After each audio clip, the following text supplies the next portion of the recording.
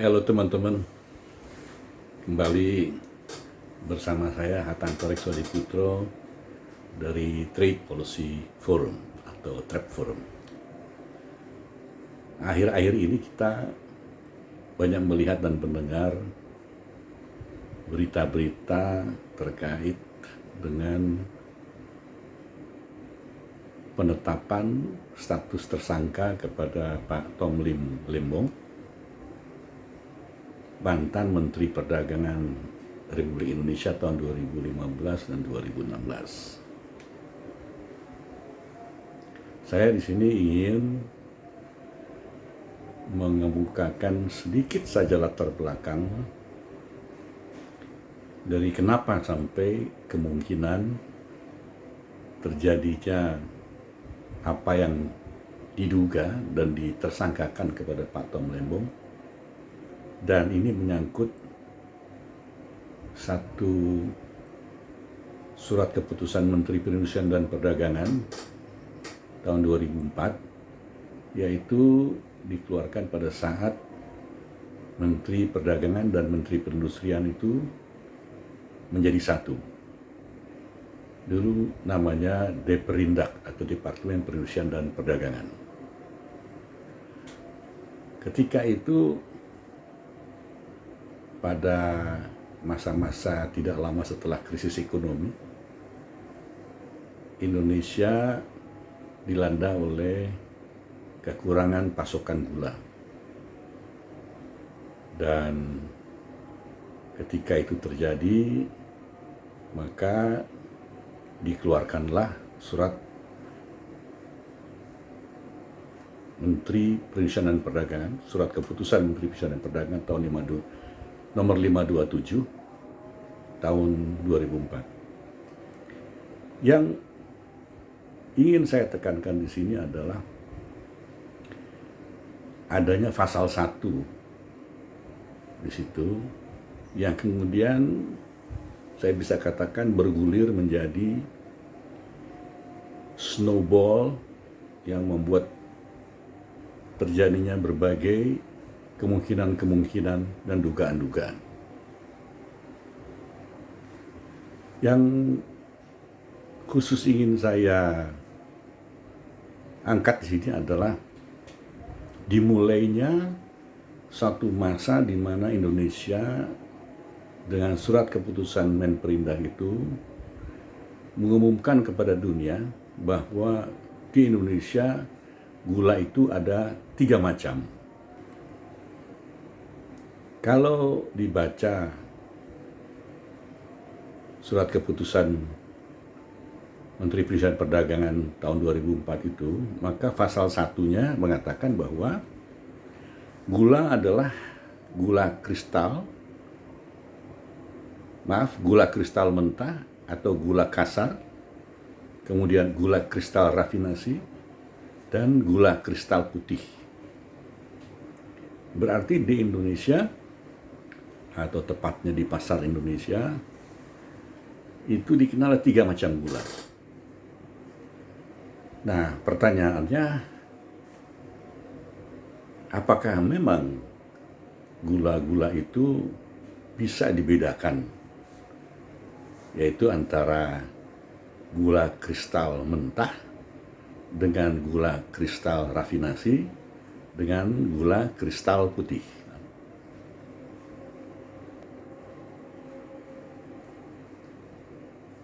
Gula itu diproduksi dengan proses rafinasi.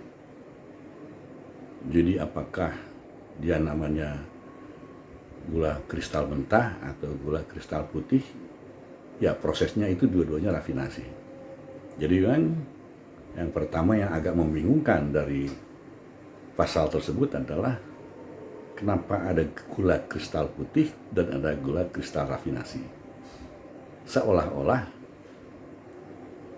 gula yang melalui proses rafinasi itu hanya gula kristal rafinasi.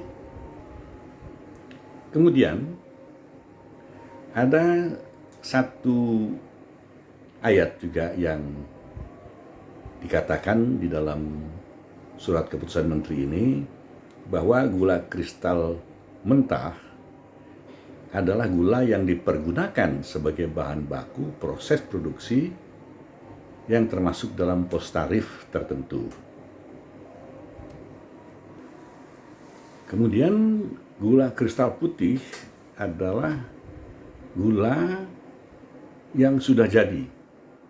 Kalau tadi gula kristal mentah adalah bahan mentah untuk diproses kembali menjadi gula kristal putih.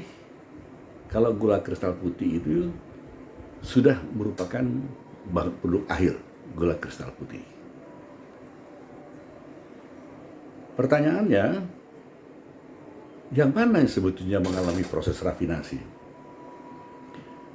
Apakah gula kristal rafinasi ataukah gula kristal putih? Jawabannya adalah gula, namanya apapun juga selama itu berasal dari tebu, maka dia mengalami proses rafinasi. Dengan perkataan lain, gula kristal mentah yang diimpor untuk diproses lebih lanjut itu sebetulnya di negara asalnya sudah mengalami proses rafinasi, hanya tidak sampai kepada tahap akhir menjadi gula kristal putih. Kalau gula kristal putih itu sudah melalui proses dari awal sampai akhir, sehingga barang keluarannya memang sudah gula kristal putih. Nah, semenjak adanya definisi gula di Indonesia tadi, yaitu ada gula kristal mentah, ada gula kristal rafinasi, dan gula kristal putih, maka kemudian di tahun-tahun sekitar tahun keluarnya Keputusan Menteri Perdagangan Menperindak ini, mulai tumbuh pabrik-pabrik yang namanya pabrik gula rafinasi. Pabrik gula rafinasi ini sebetulnya adalah pabrik-pabrik yang menggunakan bahan baku impor dari namanya itu gula kristal mentah, kemudian dibawa ke Indonesia, dimasukkan dalam proses di pabrik rafinasi. Nah, setelah dia diproses oleh pabrik rafinasi, dia keluar di pasar dengan nama gula kristal rafinasi. Seandainya yang diimpor itu adalah gula kristal putih, maka yang diimpor itu langsung dijual ke pasar, tidak perlu lagi melalui proses rafinasi lanjutan seperti di pabrik gula rafinasi. Tumbuhnya pabrik gula rafinasi di sekitar keluarnya Keputusan Menperindak ini, seingat saya itu masih sekitar 4, sekarang sudah menjadi 12. Jadi setelah sekian tahun, rupanya industri gula kristal rafinasi ini begitu menarik. Dan tentunya kalau usaha menarik itu berarti memberikan keuntungan yang besar. Nah, apa bedanya? Beda antara gula kristal rafinasi dan gula kristal putih adalah bahwa gula kristal rafinasi itu bahan bakunya dari gula mentah, berarti dia dihasilkan oleh rakyat negara yang menghasilkan gula mentah, atau diolah dari produksi tebu negara yang menghasilkan gula mentah. Jadi siapa yang mendapat keuntungan? Tentunya adalah petani tebu dari produsen gula mentah. Kalau dia gula kristal putih, maka Indonesia itu sudah sebetulnya mapan sekali industrinya di dalam negeri, karena di tahun 60-an itu Indonesia pernah menjadi negara produsen gula putih utama di dunia. Dan tentunya kalau bukan diimpor, berarti diproses dari tebu hasil petani tebu Indonesia. Jadi kita bisa bayangkan bahwa gula kristal mentah dihasilkan oleh petani negara X, kemudian diekspor ke Indonesia, diproses oleh Indonesia, oleh industri di Indonesia menjadi gula kristal putih. Atau petani Indonesia masuk ke pabrik-pabrik gula di Indonesia dan dihasilkan gula kristal putih.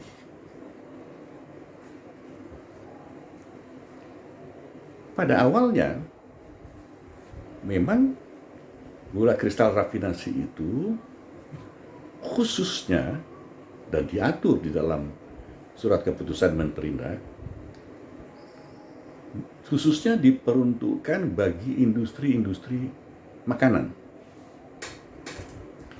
Jadi karena ada kelangkaan gula kristal putih, maka agar konsumen gula kristal putih itu tetap bisa mendapatkan pasokan, maka untuk industri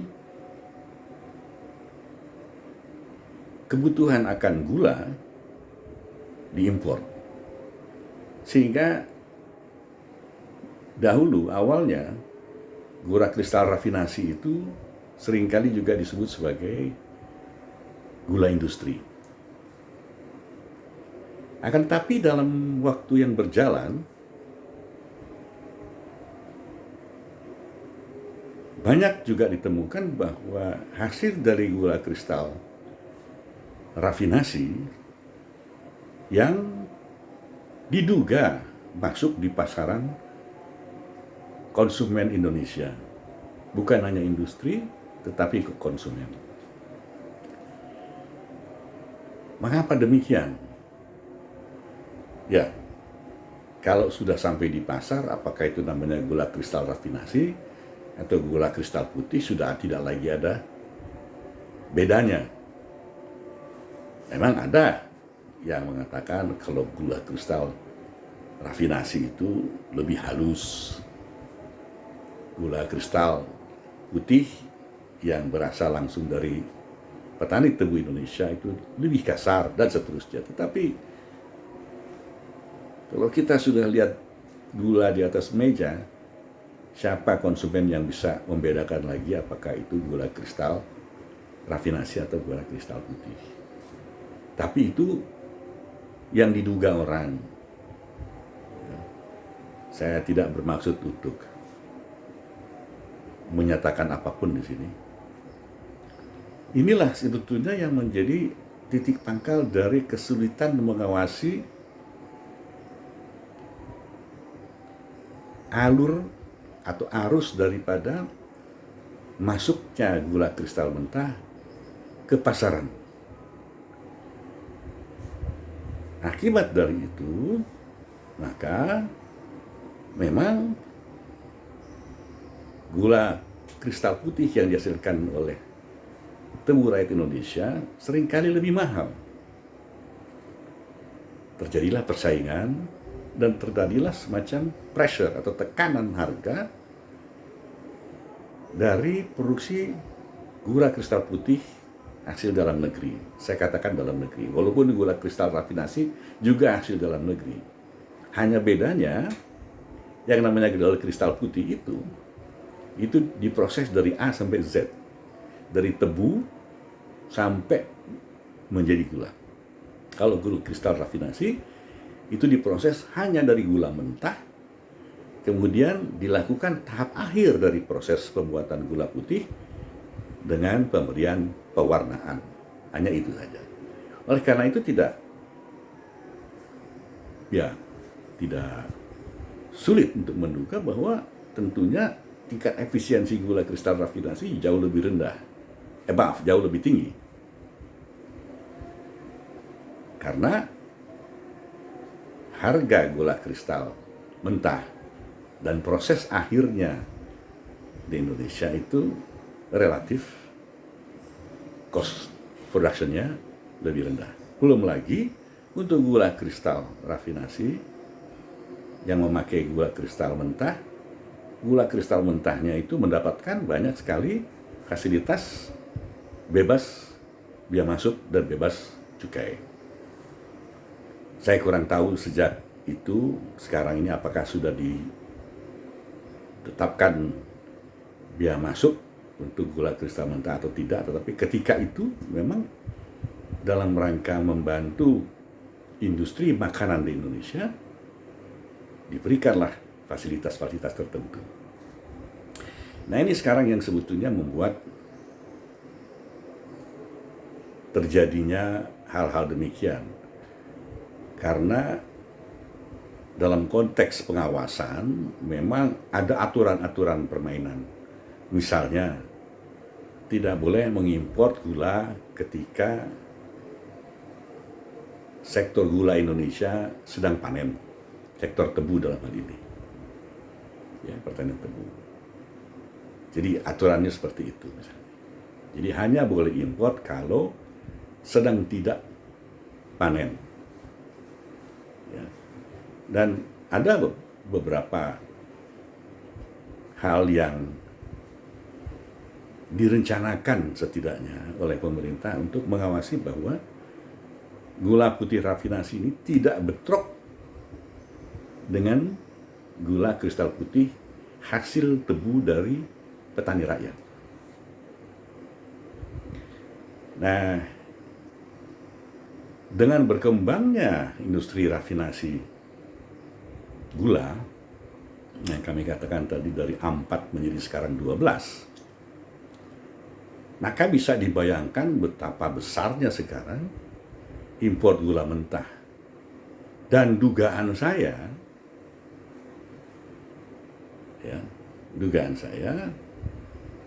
impor gula mentah itu semakin lama semakin tinggi, karena akhirnya muncul juga argumentasi, kalau tidak diimpor gula mentahnya, apa yang akan terjadi dengan pabrik gula rafinasi yang 12 itu.